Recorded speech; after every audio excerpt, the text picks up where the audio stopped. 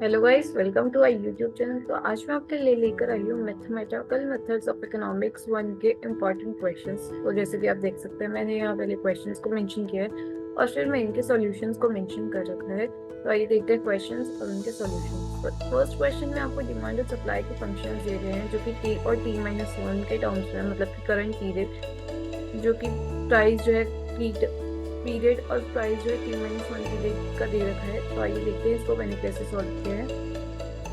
तो question number one में जैसे कि आप देख सकते हैं, पहले को दोनों को इक्वेट करके हमारे पास इक्विलिब्रियम आता है। जब भी हमारे पास इक्विलिब्रियम होता है, वो equilibrium demand is equal to equilibrium supply के इक्वल होता है। तो मैंने यहाँ इक्वल किया, तो यहाँ पे मेरे पास एक इक्वेशन आ गई। उसके बाद इस इक्वेशन में हमें देखते हैं कि हम पहले इसका कॉरस्पॉन्डिंग होमोजेनियस इक्वेशन निकालते हैं, जो कि हमारी ये होती है, जहाँ पे हम इस कांस्टेंट को इग्नोर कर देते हैं। और उसके बाद हम निकालते हैं इसकी करेक्टरिस्टिक इक्वेशन, जहाँ पे हम pt को x रखते हैं और pt माइनस वन को 1। तो हमारे पास ये आ गई, जिससे हमारे पास इसका एक रूट आ गया, जिसे हम CF कहते हैं, रूट जिसको हम a से मल्टीप्लाई करते हैं, जहाँ पे a एक कॉन्स्टेंट होता है। अब इस हमारे पास एक कांस्टेंट इक्वेशन में भी है, जैसे हमने इग्नोर किया, वो था 7। तो अब हम अज्यूम करते हैं कि pt और pt माइनस वन जो है वो k के इक्वल है। तो k के इक्वल रखा तो 2k plus 5k is equal to 7। ठीक है, 7k is equal to 7, k is equal to 1। तो हमारे पास एक जनरल सॉल्यूशन आ गया, जहाँ पे pt जो होता है वो इसके इक्वल हो गया to the power t plus में 1, जो हमारे पास यहाँ है। और p नॉट जब हमारे पास हो गया 0, जब हम t को पुट करेंगे तो a प्लस 1, तो हमारे पास a क्या हो गया, p नॉट माइनस 1। तो हमारे पास pt की इक्वेशन आ गई, जो कि एक जनरल इक्वेशन। उसके बाद है नेक्स्ट क्वेश्चन, जहाँ पे आपको फर्म का रेवेन्यू दिया हुआ है, कॉस्ट दिया हुआ है, आपको एक टोटल प्रॉफिट फंक्शन निकालना है, उसको मैक्सिमाइज करना है और उसका लेवल ऑफ आउटपुट निकालना है, जिससे वो मैक्सिमम है प्रॉफिट, और फिर मैक्सिमम प्रॉफिट भी निकालना है।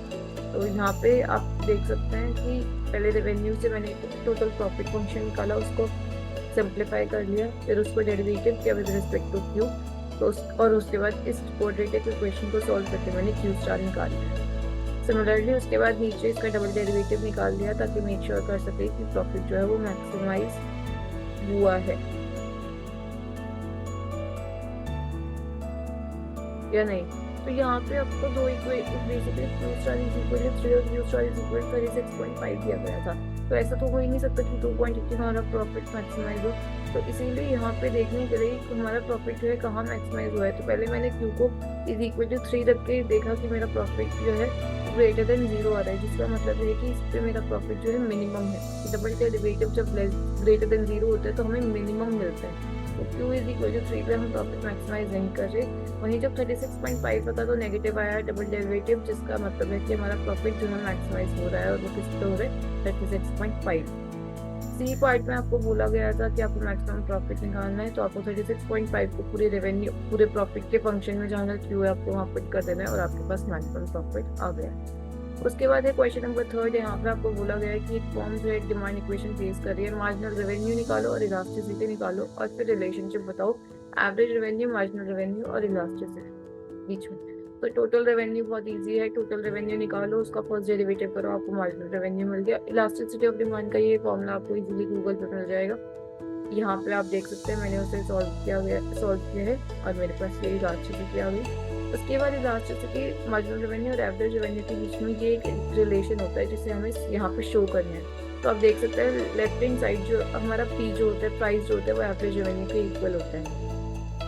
तो यहाँ पे मार्जिनल रेवेन्यू की इक्वेशन मैंने लेफ्ट हैंड साइड में रख दी, और राइट हैंड साइड को सिंप्लीफाई करने के लिए मैं अपनी यहाँ चीज़ें पुट कर रही हूँ। जब मैंने राइट हैंड साइड को पूरा सॉल्व किया तो मेरा जो आंसर आया वो मार्जिनल रेवेन्यू के इक्वल आ गया, मतलब कि हमारा ये जो रिलेशनशिप है यहाँ पे एग्जिस्ट करेगा। तो ये वाला रिलेशन जो है उसे सेटिस्फाई कर रहा है मार्जिनल रेवेन्यू, एवरेज रेवेन्यू और इलास्टिसिटी के बीच में। क्वेश्चन नंबर यहाँ पे आपको दिया गया है कि एक आपको डिमांड फंक्शन दिया गया है और आपको सप्लाई फंक्शन दिया गया है, और उसके बाद आपको बोला है कि कंज्यूमर सरप्लस और प्रोड्यूसर सरप्लस निकालो। तो यहाँ पे आप देख सकते हैं मैंने पहले इक्विलिब्रियम निकाला और फिर प्रोड्यूसर सरप्लस और कंज्यूमर सरप्लस के आंसर्स आ। उसके बाद है क्वेश्चन नंबर, इसमें है आपका कि फंक्शन दिया गया है और इसकी क्वांटिटी निकालनी। x इज इक्वल टू -1 रखा तो आपके पास ये आ गया x। अगर हमारा आपका लिमिट जो है इस पे टेंड कर रहा है तो 1/12, तो मतलब कि यहाँ पे आपका दोनों इसका डिफरेंशियल और इसकी वैल्यू भी सेटिस्फाई कर रही है और इसकी लिमिट भी सेटिस्फाई कर रही है, मतलब कि कंडीशन जो है पॉइंट में से x इक्वल -1 पे। यहाँ पे आपको ग्राफ ऑफ सर्कल दिया गया है और आपको शो करना है कि ये ग्राफ है, ये इक्वेशन जो है वो सर्कल की है और इसका सेंटर और रेडियस क्या है, और यहाँ पे ये शो करना है कि ये इक्वेशन जो है पैराबोला की है। तो बस आपको इस चीज़ को सिंप्लीफाई कर देना है, टर्म्स जो x की उनको साथ लिया है और y के टर्म्स को साथ लिया है और इक्वेशन के जो कॉन्स्टेंट थे उसको इक्वल्स टू के पास लिया है। जब इसमें आपको ने थोड़ा सा +1 ऐड किया, +9 ऐड किया और दोनों साइड +1 और +9 ऐड किया, तो आपके पास यहाँ पे एक सर्कल की इक्वेशन जो है बनकर आ गई, जहाँ पे 1 और -3 आपके सेंटर हो गए और 4 जो है आपकी रेडियस हो गई। उसके बाद पैराबोला आपको यहाँ पे भी सिमिलर टर्म्स को एक साथ रखना है, -8 -4x को एक साथ ले आइए और यहाँ पे आपकी पैराबोला की इक्वेशन आ गई, जहाँ पे आपको बोला गया है कि आपकी वर्टेक्स जो है -2 और 0 है, ठीक है। और क्योंकि P जो आपको डायरेक्शन देती है वो नेगेटिव है, इसलिए पैराबोला जो है वो लेफ्ट की साइड ऊपर है। उसके बाद ये लिमिट्स आपको इवैल्यूएट करनी है, बहुत ईजी है, इनमें आप अपनी वैल्यूज़ को पुट कीजिए और आपके पास फाइनल आंसर आ जाएगा।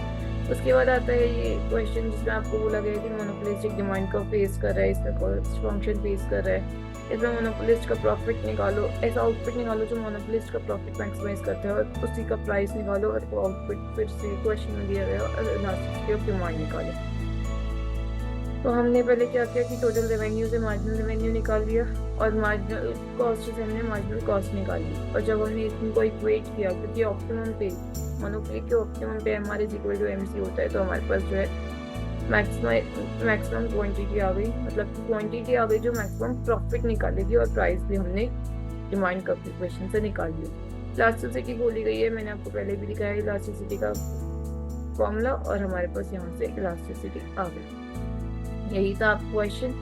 उसके बाद आपको बोला गया है, नेक्स्ट क्वेश्चन है आपका कि आपको यहाँ पे एक रेवेन्यू दिया गया है, कॉस्ट दिया गया है, गवर्नमेंट बोल रही है कि हम प्रोडक्ट पर टैक्स लेवाई करें, तो हमें टोटल टैक्स रेवेन्यू जो है मैक्सिमाइज करना है, तो हमें ऐसा टैक्स रेट दो जिसपे हमारा टोटल रेवेन्यू जो है मैक्सिमाइज हो जाए। क्योंकि मोनोपोलिस्ट है तो MR = MC तो रखना पड़ेगा, अगर वो नहीं करे तो आप प्रॉफिट निकाल के उसको मैक्सिमाइज कर दो। तो प्रॉफिट निकाला, प्रॉफिट को निकाल के मैक्सिमाइज कर दिया, डेरिवेट किया, क्यू के रिस्पेक्ट में उसको इक्वल टू 0 रख दिया, तो हमारे पास Q* की वैल्यू आ गई, Q* जिसपे हमारा प्रॉफिट मैक्सिमाइज है। प्रॉफिट मैक्सिमाइज हमारा होगा तो उनका टोटल रेवेन्यू मैक्सिमाइज होगा। तो बेसिकली यहाँ पे एक बीच में स्टेप है, अगर टैक्स लग जाए तो हमारा कॉस्ट जो है वो इंक्रीज हो गई, तो +TQ क्यों, क्योंकि T जो है पर क्वांटिटी और क्वांटिटी को मल्टीप्लाई कर देंगे तो हमारे पास टोटल टैक्स रेवेन्यू है।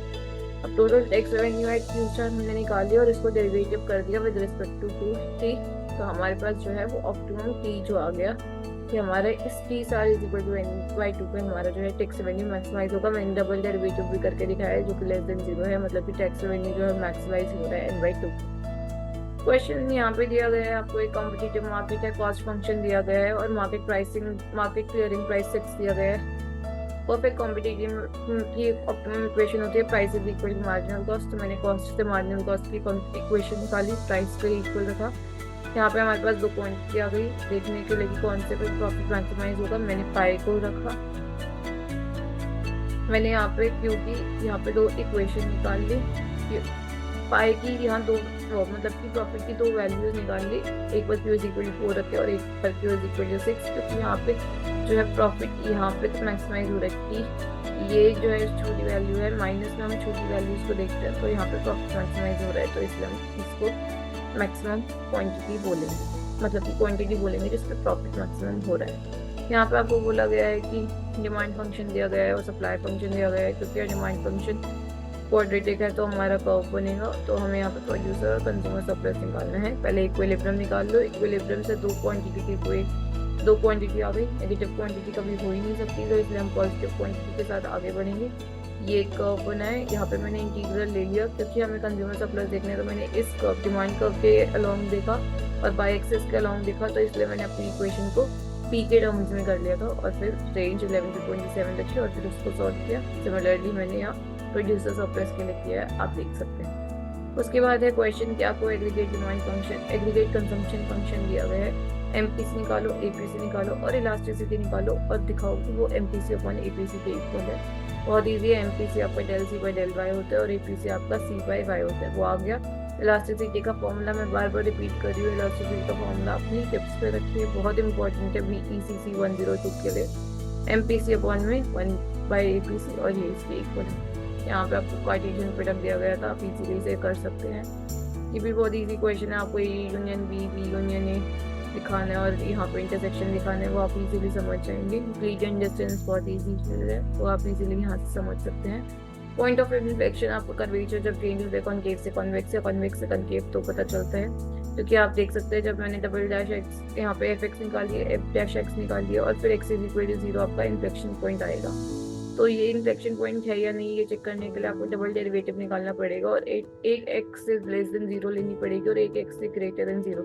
जब मैंने एक्स इज इक्वल टू 1 रखा तो मेरा माइनस, और एक्स इज इक्वल टू -1 रखा तो मेरा नेगेटिव आया, और एक्स इज इक्वल टू 1 रखा तो ग्रेटर देन 0 आया। मतलब कि हमारा कर्वेचर जो है चेंज हो रहा है अगर हम एक्स की पॉजिटिव से नेगेटिव वैल्यूज या नेगेटिव से पॉजिटिव वैल्यूज जा रहे हैं, जिसका मतलब है कि ये एक पॉइंट ऑफ इन्फ्लेक्शन है। उसके बाद लिमिट इवैल्यूएट करने के लिए बोलती है, बहुत ईजी है। अगर आप यहाँ 2 रखेंगे तो नेगेटिव यहाँ पे ये 0 के इक्वल हो जाएगा। तो इसलिए पहले आप ऊपर की इक्वेशन के रूट्स को निकालिए, उनको चेक करके उनको कट कर दीजिए अगर ऊपर डिनोमिनेटर और न्यूमरेटर में कुछ मैच हो रहा है, और उसके बाद अपनी वैल्यू को पुट करिए, आपका आंसर आ जाएगा। यहाँ पे सेम आपको प्राइस इलास्टिसिटी ऑफ डिमांड बोलिए, 15 को अपने क्वांटिटी में रखिए और क्वांटिटी निकालिए, प्राइस को अपने क्वांटिटी की इक्वेशन में रखिए और आपके पास क्वांटिटी आ जाएगी और इसी पे आपकी इलास्टिसिटी ऑफ डिमांड आ जाएगी। यहाँ पे आपको एक क्वेश्चन बोला गया है कि आपको अपना 4 टाइम्स प्रेजेंट वैल्यू को इंक्रीज करना है, तो उसमें compounded half yearly interest rate 7% of interest rate लगाना है। तो आपको यहाँ पे इजीली इसका आंसर मिल जाएगा, बहुत इजी है। मैंने उसे इजीली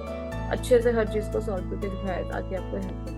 तो ये आपके BECC 102 मतलब आपके मैथमेटिकल मेथड्स ऑफ इकोनॉमिक्स 1 के इंपॉर्टेंट क्वेश्चन। अगर आपको और कोई भी हेल्प चाहिए तो आप कमेंट सेक्शन में मेंशन कर सकते हैं। वीडियो पसंद आई तो प्लीज़ लाइक कीजिए और मेरे चैनल को सब्सक्राइब कीजिए। Thank you.